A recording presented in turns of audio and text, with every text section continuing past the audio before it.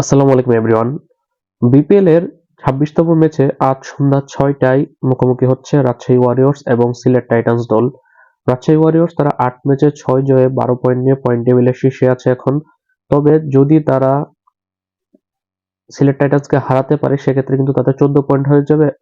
তখন দেখা যাবে যে তারা পয়েন্ট টেবিলে অবশ্যই 1 বা 2 নম্বর পজিশনে থাকবে এবং সেক্ষেত্রে তারা কিন্তু প্রথম কোয়ালিফায়ার ম্যাচ খেলা সেই একটা লাক্সারি পাবে।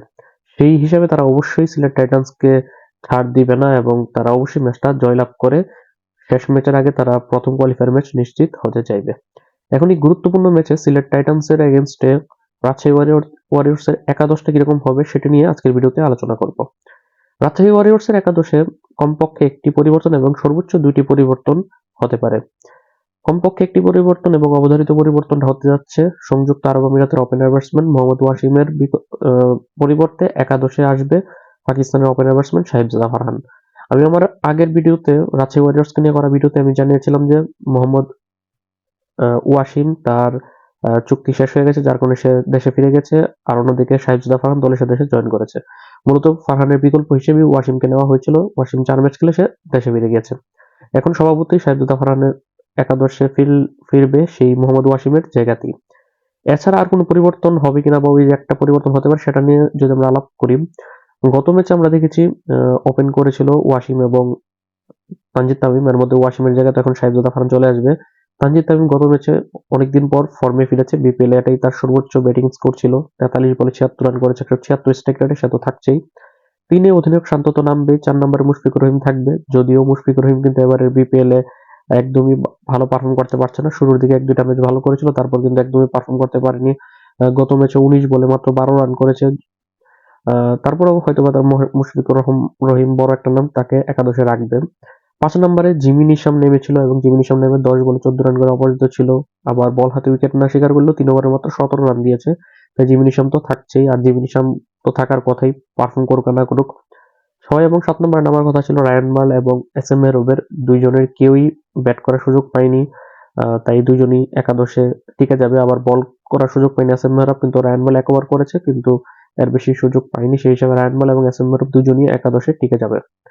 তাদের দলের যে দুই দেশীয় পেসার রয়েছে রিপন মন্ডল এবং আব্দুল গাফার সাকলাইন, দুইজনই একাদশে থাকবে। কারণ রিপন মন্ডল গত ম্যাচে 30 রানে 3টা উইকেট শিকার করেছে, অন্যদিকে আব্দুল গাফার সাকলাইন 24 রানে 4টা উইকেট শিকার করেছে। সেই হিসাবে এই দুজনকে তো আর রিপ্লেস করা হবে না, কাউকে দিয়ে দুজন থাকবেই। গত ম্যাচে আমরা দেখেছিলাম তানজিম হাসান সাকিবের বিকল্প হিসেবে অফ স্পিনার মোহাম্মদ রুবেলকে খেলানো হয়েছিল এবং রুবেল কিন্তু সুযোগটা পেয়েই সেটা কাজে লাগিয়েছে। 4 ওভারে মাত্র 22 রানে 2টা উইকেট শিকার করেছে। আর অন্যদিকে পেসার বিনোরা ফার্নান্দো 4 ওভারে 36 রানে 1টা উইকেট শিকার করেছেন। এখন কথা হচ্ছে তানজিম সাকিব কি ইনজুরির কারণে বাদ পড়েছেন নাকি এমনিতে এমডি রুবেলকে জায়গা দিতে তাকে বসানো হয়েছে সেটা কিন্তু ক্লিয়ার না। যদি ইনজুরির কারণে সে বাদ পড়ে থাকে সেক্ষেত্রে মোহাম্মদ রুবেল কন্টিনিউ করবে।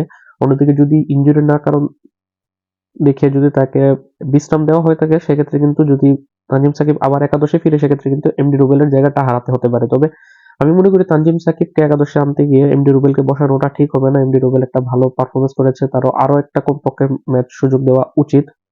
আর তানজিম সাকিবকে যদি আনতে হয় সেক্ষেত্রে তারা চাইলে এস এম মেহরব হোসেনকে বসিয়ে আনতে পারে। যদিও আমি জানি একজন ব্যাটসম্যানের জায়গায় বোলারকে আনলে কিন্তু টিমের ব্যালেন্সটাও নড়ে যায়। তবে আমি মনে করি আর নয়তো তারা চাইলে এস এম মেহরবকে রেখেই তারা তানজিম সাকিবকে আরো একটা ম্যাচে বিশ্রাম দিতে পারে।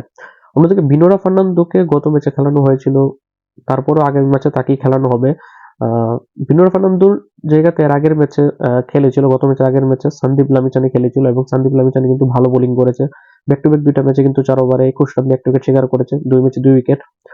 তারপর লামিচানিকে গত ম্যাচে রাখা হয়নি। মূলত এর পেছনে কারণ হতে পারে লামিচান ওই ম্যাচগুলি খেলেছে যে ম্যাচগুলোতে দিনের বেলাতে খেলা ছিল দুপুরে। লামিচানকে গত ম্যাচে রাখা হয়নি, গত ম্যাচ ছিল রাতের বেলা রাজশাহী ওয়ারিয়র্সের। আজকের ম্যাচে হয়তোবা এরকম হতে পারে যে যেহেতু সন্ধ্যায় ম্যাচ, সন্ধ্যা রাতেই ম্যাচটা অনুষ্ঠিত হবে, সেই হিসাবে হয়তোবা সন্দীপ লামিচানে নয়, সেখানে বিনোর ফার্নান্দোকেই দেখা যেতে পারে। মূলত দিনের বেলায় স্পিনটা ভালোভাবে কার্যকর হয়, রাতের বেলা পেসটা কার্যকর হয়, সেই হিসাবে হয়তোবা তারা এই প্যাটার্নে চলছে যে দিনের বেলা ম্যাচ হলে তারা লামিচানকে খেলাবে, রাতের ম্যাচ হলে বিনোরাকে খেলাবে। এখন যদি আমরা একটু একাদশটা সাজাই, সেই হিসাবে ওপেনিং করবে মোহাম্মদ ওয়াসিমের জায়গাতে সাহিবজাদা ফারহান এবং তার ওপেনিং পার্টনার তানজিদ তামিম। 3-এ নাজমুল শান্ত, 4-এ মুশফিকুর রহিম, 5-এ জিমি নিশাম, 6-এ এস এম মেহরাব এবং 7-এ রায়ান বার্ল, 8, 9, 10, 11-তে রিপন মন্ডল, আব্দুল গফফার সাকলাইন, বিনুরা ফার্নান্দো এবং এমডি রুবেল। এখন তানজিম সাকিব যদি একাদশে আসে তাহলে একাদশে একটা পরিবর্তন হতে পারে। তানজিম সাকিব একাদশে আসলে এখানে এমডি রুবেলকে বসানো হতে পারে। সেক্ষেত্রে তাদের দলে একটা পেস বেড়ে যাবে, তখন সেই স্পিনের জায়গাটা পূরণ করতে তাদের হয়তোবা বিনুরাকে বসিয়ে সান্তিউল আহমেদকে খেলানো হতে পারে। তবে যেহেতু রাতের ম্যাচের খেলা, সেই হিসাবে হয়তোবা তারা লামি চানাকে আনবে না, বিনুর ফার্নান্দোই থাকবে। সেই হিসাবে তারা দেশীয় পেসার তানজিম সাকিবকেও এই ম্যাচেও রেস্ট দিতে পারে, তার জায়গাতে সেখানে মোহাম্মদ রুবেলকে তারা কন্টিনিউ করতে পারে। তো আপনার কাছে কি মনে হয় যে কি শুধুমাত্র একটা পরিবর্তন ওই মোহাম্মদ ওয়াসিম জায়গাতে শাবিদা ফারহানি আসবে, নাকি একাধিক পরিবর্তন হতে পারে? আপনার মতামত অবশ্যই লিখে পাঠাবেন।